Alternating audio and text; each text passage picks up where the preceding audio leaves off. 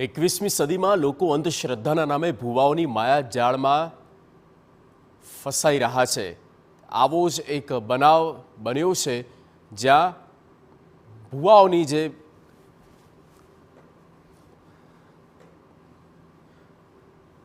પુત્રને પામવા માટે તાંત્રિકનો સહારો લીધો છે, ત્યારે રાજકોટની એક પરિણીતાને અમરેલીના તાંત્રિક વિધિના સામે ફસાવીને લાખો રૂપિયા પડાવ્યા, તેની પર બળાત્કાર કર્યો।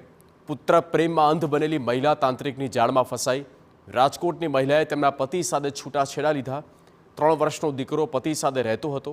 પુત્રને પામવા માટે મહિલાએ તાંત્રિકનો સહારો લીધો। અમરેલીના તાંત્રિક અને વિસાવદરના રાવળદેવે રાજકોટની મહિલાને ફસાવી વિવિધ વિધિના નામે 3 લાખની રકમ પડાવી।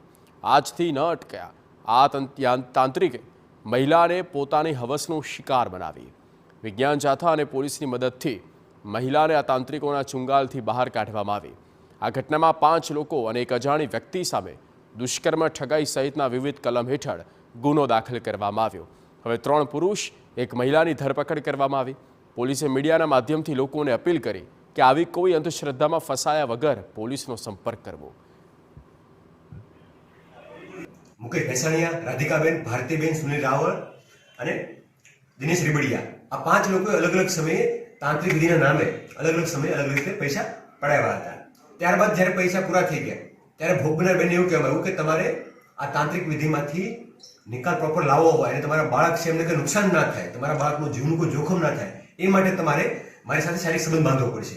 એટલું કંઈ એમને ધમકાવી, ડરાવી અને એમની જોડે બળાત્કાર પણ ગુજાર્યો હતો, જેથી આ 5 લોકો સામે તથા એક અન્ય વ્યક્તિ સામે તપાસમાં જે બી ખુલી આપે એ તમામ લોકો સામે બળાત્કાર, છેતરપિંડી, ઠગાઈ, મદદગારી, ગુનાહિત કાવતરું લગતની વિવિધ કલમો હેઠળ ગુનો દાખલ કરવામાં આવ્યો છે અને 5 પૈકી 4 આરોપી તાલુકા પોલીસ દ્વારા હાલમાં અરેસ્ટ કરવામાં આવ્યા છે અને અન્ય વ્યક્તિની શોધખોળ હાલમાં ચાલુમાં છે। આપણે 21મી સદીમાં વિહાર કરીએ છીએ અને એને અનુરૂપ આપણું વાણી, વર્તન અને વ્યવહાર હોવા જોઈએ। એનાથી વિપરીત પરિસ્થિતિમાં આપણે આ માતા અને પીડિત વ્યક્તિ છે જે શારીરિક ભોગ બની છે અને પોતે સેક્સ કાંડમાં પણ એ સામેલ થઈ ગઈ, આવો માત્ર અંધશ્રદ્ધાયુક્ત બનાવને કારણે થયું છે।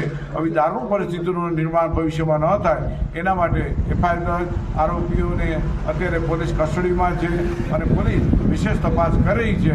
વિજ્ઞાન જાથા લોકોને અપીલ કરે છે કે તમે કોઈ તાંત્રિક કે એવા કહેવાતા કોઈ ઢોંગી હોય એમાં તમે જો આવી રીતે કોઈ પૈસાથી બેહાલ થયા હોય અથવા તમારી કોઈ પણ વ્યક્તિ આમાં ભોગ બન્યું હોય તો ફરિયાદ કરવા આગળ આવે। વિજ્ઞાન જાથા સદૈવ લોકોને મદદ કરે છે।